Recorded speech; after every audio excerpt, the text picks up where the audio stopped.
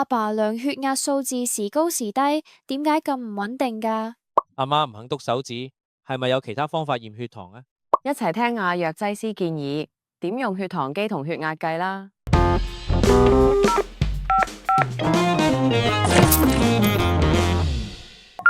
歡迎返嚟大銀嘅10分鐘照顧課。好多長者或者慢性病人都要定期監測血壓同血糖，但係用錯方法測量或者工具用得唔啱，數據就會唔準確，可能會令醫護誤會病情，影響病情控制。今集我哋訪問咗藥劑師，會介紹新式嘅連續葡萄糖監測器，解釋部機點樣幫篤手指有困難嘅糖尿病病人量血糖，仲會拆解4個最常見嘅錯誤，包括第一，喺錯嘅時間量血糖；第二，重複使用針頭或者試紙；第三，用錯嘅姿勢量血壓；第四，量血壓嘅時間唔固定。我媽媽有認知障礙症，佢好怕痛，好抗拒篤手指量血糖。聽講而家有啲新式嘅連續葡萄糖監測器，就咁戴喺手臂，唔使每日篤手指，唔知啱唔啱佢用呢？呢啲連續葡萄糖監測器簡稱為 CGM，簡單嚟講，佢係用軟性微針去量度細胞間隙液嘅糖值，只需要將佩戴傳感器貼喺手臂，就可以連續用14至15日，完全無痛，唔使篤手指。透過手機應用程式，可以隨時睇到血糖數據。喺香港，一部監測器嘅價錢大約係500至700蚊。呢種監測器比較適合血糖控制相對穩定嘅人士。傳感器顯示嘅血糖數據會有5至10分鐘嘅延遲，所以如果有緊急情況，例如懷疑低血糖，都要用返可以即時量度血糖數據嘅傳統血糖機。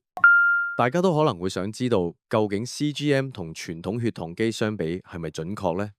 現時香港市面上嘅 CGM 都有臨床研究證實，所顯示嘅血糖值同真實血糖值相差少於10%，都算係高臨床準確度。但我聽有個朋友講，之前佢買咗 CGM，諗住唔使篤手指咁痛，點知醫生話唔接受呢種數據，真係無奈。每位醫生嘅行醫方式同經驗唔一樣，做法可能會有差異，建議問翻清楚醫生最穩陣。另外，進行某啲醫療程序之前，例如照 X 光、MRI，都要問清楚可唔可以佩戴監測器。但係部機會唔會好易壞？壞咗點處理？以我嘅經驗，大部分病人用 CGM 都冇乜問題。不過如果壞咗嘅話，視乎產品同牌子會有唔同處理方法。我聽過有病人用其中一款監測器，用3日就壞咗，但可以經客服用收據換翻一部全新嘅監測器。大家買嘅時候記得揾可信嘅供應商，同埋問清楚有冇任何保養。呢啲監測器都唔平，所以大家買嘅時候記住 keep 單。如果選擇用傳統方法量血糖，你可以輕輕按摩手指，促進血液循環。最佳篤手指位置係手指側面，呢度痛覺神經比較少，痛感會輕啲。除咗揀點樣量血糖，大家都要喺啱嘅時間量血糖。第一個常見錯誤係有啲人以為量血糖係得閒就量，但其實要喺常規時間監測，包括早餐前，即係空腹；午餐前、晚餐前、餐後2小時、瞓覺前，覺得身體唔舒服嘅時候，同埋進行劇烈運動前。如果有以下情況，就要問下醫護人員，睇下使唔使增加量血糖嘅次數。身體特別唔舒服、壓力大、感冒發燒、生活習慣改變，例如旅行、飲食模式變化，醫生調整糖尿病藥或者胰島素劑量，出現低血糖症狀，例如頭暈、出汗、心跳加速，或者高血糖症狀，例如口渴、多尿、疲倦，準備進行小型手術前後，同埋女性懷孕期間。因為壓力同病毒感染會令到血糖大上大落，有時高有時低，所以要特別留意。用藥方面亦都記住要照常食藥，除非醫生話要減。如果食嘢食得少咗，要小心血糖過低。有啲降血糖藥喺病嘅時候可能要暫停食，最好問清楚醫生。量度血糖之前要做好準備，用番梘同清水洗乾淨雙手，然後抹乾。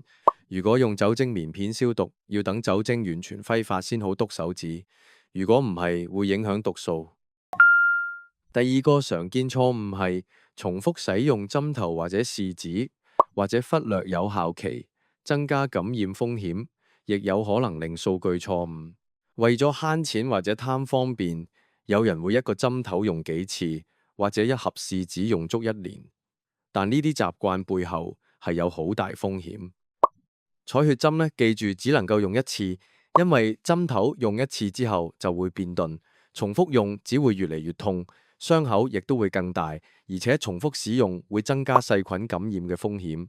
過期嘅針頭已經失去無菌保證，千祈唔好用。用完嘅針頭要冚返針帽，或者放入專用收集容器，以防吉親自己或者其他人。至於試紙，亦必須配合有效期使用。試紙上面嘅化學物質會隨住時間失效，用過期試紙得出嘅數據會唔準確，可能耽誤病情判斷。試紙包裝上通常標明開封後有效期為90日，建議大家喺包裝度寫低開封日期，提醒自己按時更換。每次拎咗試紙出嚟之後，記住即刻冚返實個樽蓋，防止試紙受潮變質。大家可以買符合 ISO 15197標準同有原廠正貨標籤嘅血糖機，幫襯信譽良好嘅店鋪，避免買來歷不明嘅水貨。如果有疑問，不妨問下醫生、藥劑師嘅意見。藥劑師可以逐一介紹各款血糖機同試紙嘅功能差異。依家全港有超過20間社區藥房，唔少都有免費藥劑師諮詢服務，可以去返我哋網站度睇下。講完篤手指量度血糖，我哋講埋量血壓。唔好以為量血壓睇落好簡單直接，其實都有啲濕碎嘢要注意㗎。阿爸量血壓嗰陣，有時姿勢唔同，數據就唔同，一時高一時低，都唔知信邊個好。後嚟姑娘教返我正確姿勢，我先發現量血壓唔係坐低撳個掣咁簡單，姿勢係會直接影響結果㗎。第3個常見錯誤就係量血壓嗰陣姿勢唔正確，導致數據唔穩定。首先，量度前要做好準備，喺安靜環境度休息至少5分鐘，確保排清尿液。30分鐘內冇食嘢、冇飲咖啡、冇吸煙、冇做運動。量度嘅時候要留意姿勢，坐喺有靠背嘅凳，背脊貼實凳背，雙腳平放地面，唔好翹腳。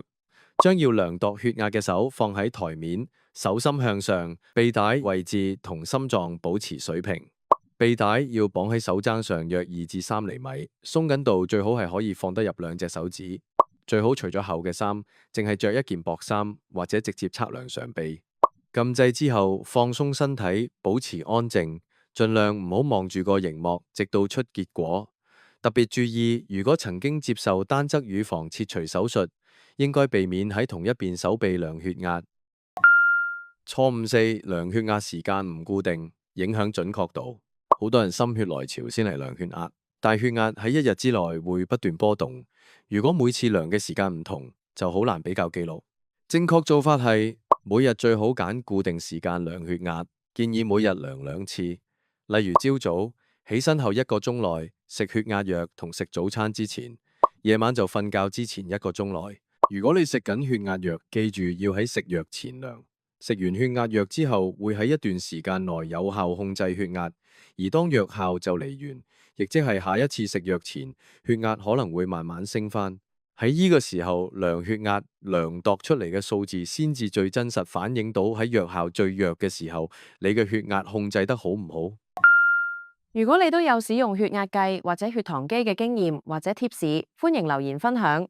想同更多照顧者交流心得，可以加入我哋嘅照顧者大大聲 Facebook 群組或者 WhatsApp 群組，入邊有超過2萬個成員，隨時可以傾下交流下心得。我哋下次再見。